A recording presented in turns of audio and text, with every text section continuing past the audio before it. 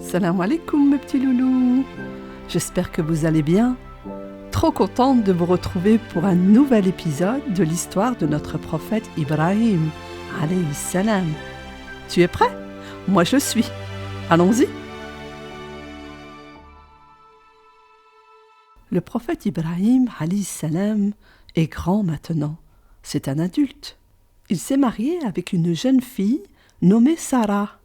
Je suis sûre qu'il y a beaucoup de Sarah parmi ceux qui nous écoutent. Comme personne ne voulait l'écouter, comme personne ne voulait suivre son message, il décida de quitter son pays et de voyager avec son épouse et son neveu Lot. Il devait partir pour essayer de rencontrer d'autres gens, peut-être que croiraient en son message. La ilaha illallah.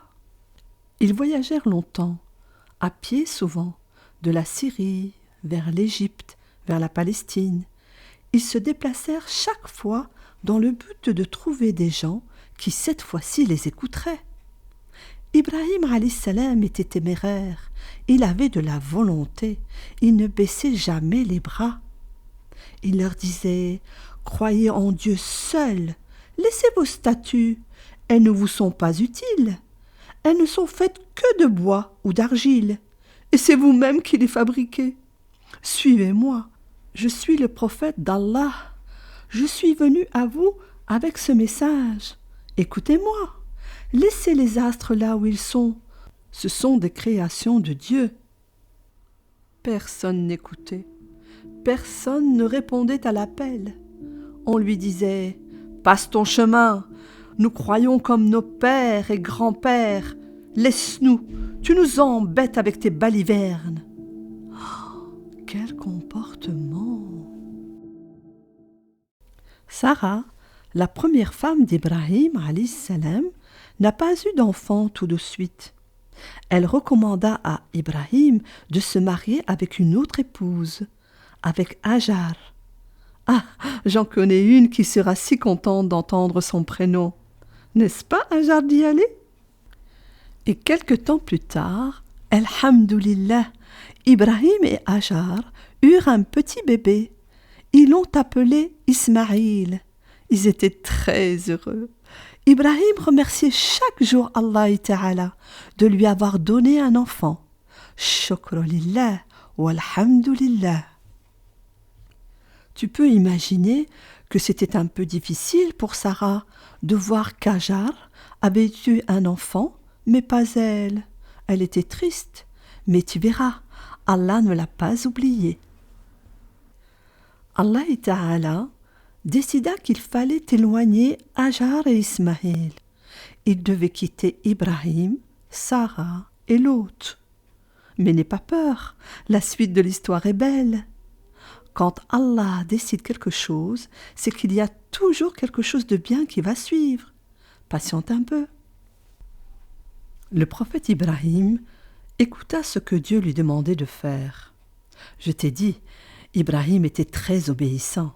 Tu sais, on l'appelle l'ami intime d'Allah, Khalilullah, c'est-à-dire quelqu'un qui a une confiance totale en Allah, qui le conseille tout le temps, qui est là toujours près de lui. Je crois que chacun d'entre vous a un petit ou une petite amie intime. Garde-le bien, il sera toujours là pour toi. L'amitié, c'est quelque chose de magnifique. Le prophète Ibrahim alayhi salam prit quelques provisions, de l'eau, des dattes, des olives, un peu de pain, et il partit avec Hajar et Ismaël. Ils marchèrent longtemps, péniblement, à travers le désert. Au bout de quelques jours de voyage, ils s'arrêtèrent dans un endroit désert.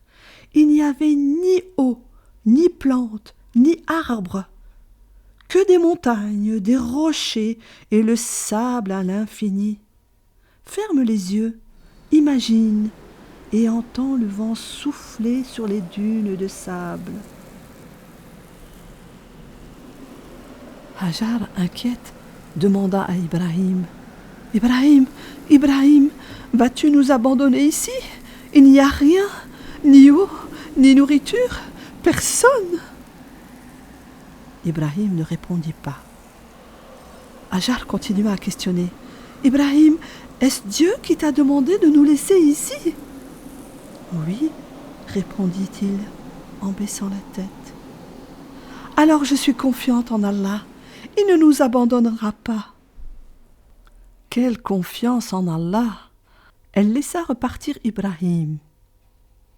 Ibrahim alayhi salam leva les mains au ciel et fit une invocation. Ô Allah, toi seul peux protéger ma famille. Tu te rends compte? Ibrahim le prophète a laissé tout seul sa femme et son enfant dans le désert. Mais quelle confiance en Allah! Subhanallah! Quelques jours passèrent. Hajar s'occupait d'Ismaïl. Mais bientôt, les provisions qu'elle avait prises ont été mangées. Le pain, les olives, les dattes, et plus d'eau à boire. Plus rien dans le sac, il était vide. Hajar commença à s'inquiéter. Ismaïl avait faim. Il pleurait, il avait faim. Oh, pauvre petit Ismaïl, puisse Allah vous venir en aide. Comme toutes les mamans l'auraient fait, elle commença à appeler au secours.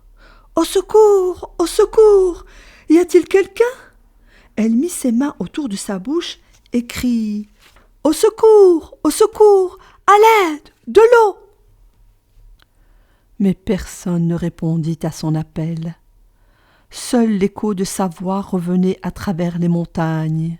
« Au secours, au secours, au secours, au secours, de l'eau, de l'eau, nous allons mourir. »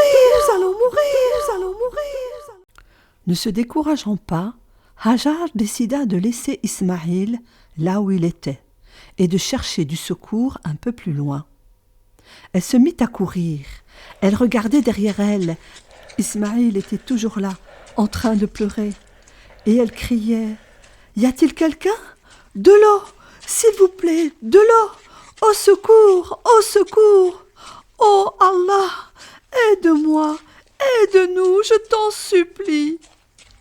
Elle courut ainsi entre deux collines. Elle montait, escaladait, regardait au loin s'il y avait quelqu'un et hurlait « De l'eau! De l'eau !»